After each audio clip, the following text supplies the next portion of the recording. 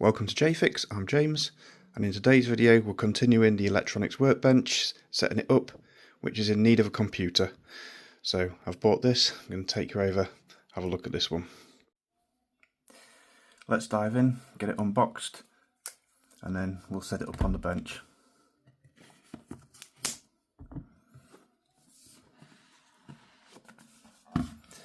So I'm not sure what actually comes in the box. Here's the PC itself. That's tiny. Let's have a look, see if we get any accessories. Thank you card. Some spare screws. Power cable. Looks like a display port maybe. And the power brick. There's a wall mounting plate and the instructions. Right, let's get it fully unboxed, get the rubbish out of the way, and then I can get it powered on.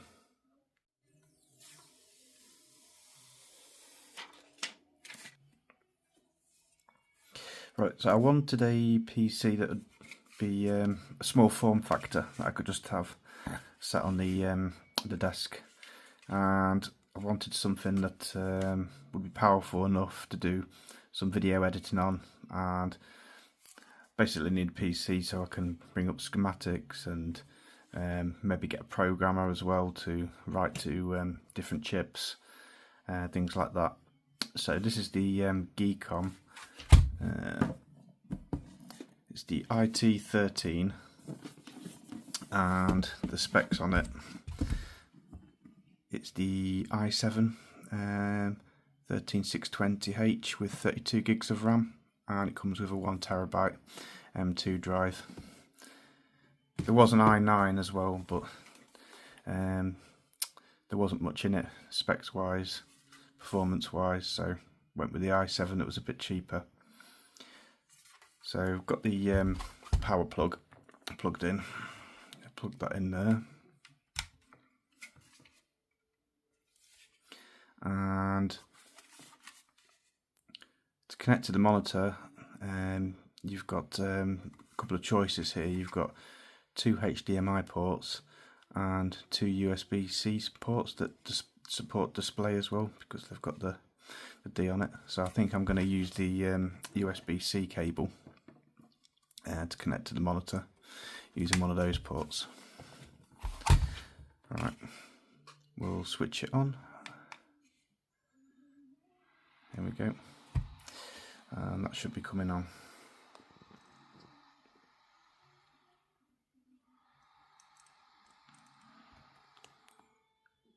I'm just currently doing the Windows 11 install. I've never installed Windows 11 on the device before, but it makes you sign into Microsoft, and it's asking me, trying to sell me all different things, and it's giving me this game to play while it's doing an update. But I actually want to put Windows 10 on this to get maximum performance. I'm going to do a custom image of Windows 10 which removes some of the bloatware and things, but I need to get to a desktop first so I can create a bootable USB media and get an ISO image on there. So I'll wait for this installer to complete, play this game a little bit, and then yeah, we'll be at the desktop soon hopefully. Okay, so I'm at the Windows desktop now, and I've just downloaded Spectre. If you're interested in that, this is their official YouTube channel where you can get the download links.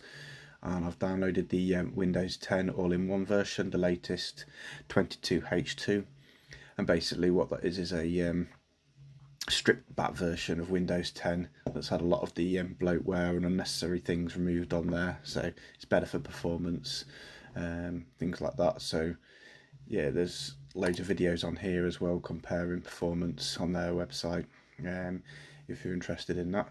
So I've downloaded the ISO here, along with a load of other ISOs as well. I've got the Windows 10 official version, Windows 11 official, I have also got the Spectre Windows 11 version, and Windows 51 in one, which contains all different ones. So there is a tool called Ventoy, which allows you to put multiple ISO images onto one bootable media. So I've got a 256 gig USB drive, and I want all these images in here. Now, along with Ventoy, there is actually something called Medicat, which is going to be a fantastic tool for repairing computers. So I'm going to install Medicat, which uses Ventoy, and then copy all these Windows installers on there. I'm going to get this, just going to go through preparing this USB stick, show you what we need to do that, and some of the features that it contains. If you want Medicat, you can go to the Medicat USB website, and you're going to need a couple of things on here. You're going to need the main installer for Windows, and you're also going to need to download the main Medicat files as well, which are quite large. I think I'm sitting on the drive here. It's 21.4 gig, so yep, it's quite a big download. But it contains a lot of features, and this website's quite good as well. It does show you some of the things that it can do, but we'll have a look at that ourselves once we've got it set up. So I've got the installer here, just going to run that. My USB, there we go, my USB drive is connected here. See, I've got 256 gig. So you'll get a little prompt on here. Make you wait 5 seconds, press any key, and it's going to download some install files. And we're to the installer window. Press a key to continue, press a key to continue, and then we can go straight in with install Medicat, and it's going to format the drive as well.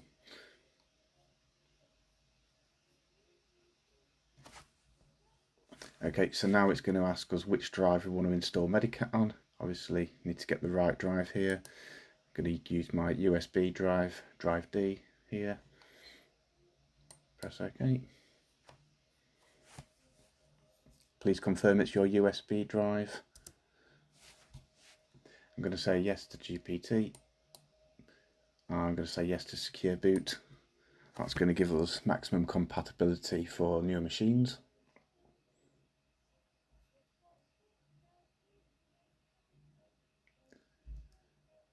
And I'm just going to wait.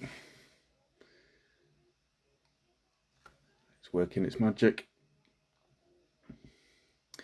Okay, so it's going to ask us to browse in basically the Medicat files. Would you like to download them? I've already got them, so I'm going to press no, and it's going to ask me where they are. They're actually in this folder, Medicat USB, and it's this one. You're going to have to use the compressed archive, keep them zipped, and select that file. And it's going to work through, extract it, and install it. This is going to take a while, so let this go back and then show you when it's done.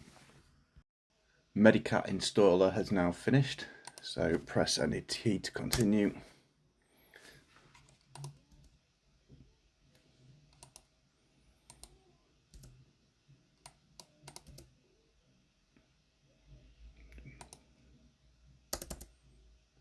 And that's it, it's done. Right, so I've got the Medicat there in D. Within there I've got these folders, add OS images. I'm going to put all my installation ISOs in there. So if I go back to my downloads folder, Windows installers, and I'm going to copy all of these ones onto here. Right, I get that copied, and what I'm going to do is switch over to the camera, and I'll show you booting up from this Ventoy disk and show you how it works. Here is my Medicat USB tool. So it is USB-C on here, and I've got an adapter, so I can connect it to a normal USB port as well. So what I've done now is I've booted my computer into BIOS. It was just delete to get into there, and I'm just going to change the boot options. So going over to boot, boot option 1 is currently on the hard disk, so I'm just going to change that to USB hard disk, and I'm going to press F10 to save the changes.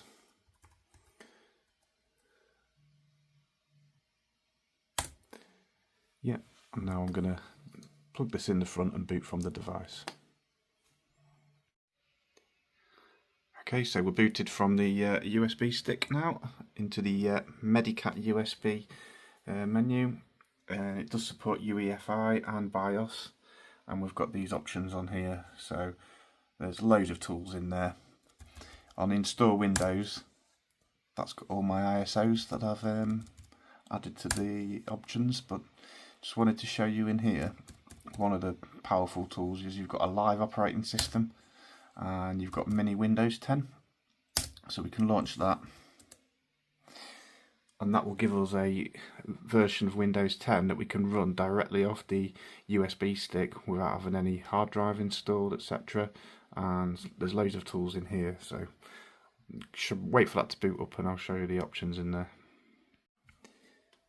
And we're booted into the mini Windows now, so this is purely just running from the USB stick, and it's going to allow you to do any type of recovery things. If you want to recover data, if you've got some bad partition you want to manage, or install something, backup images or files on a USB stick.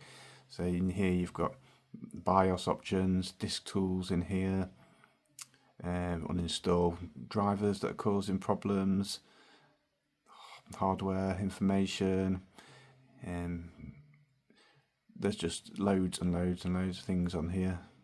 Removing malware, registry tools, security tools, other utilities, resetting passwords, everything. So it's a great resource to have, this little USB stick. But I'm going to boot back into the main menu now and get my Windows 10 install sorted on the Ghost Spectre and get this PC up and running for the bench.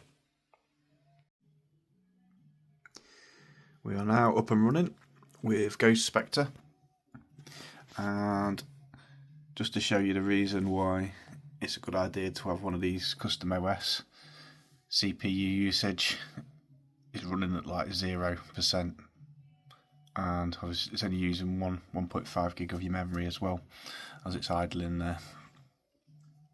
It's not using any resources at all. Yeah, so that's going to be it for this video.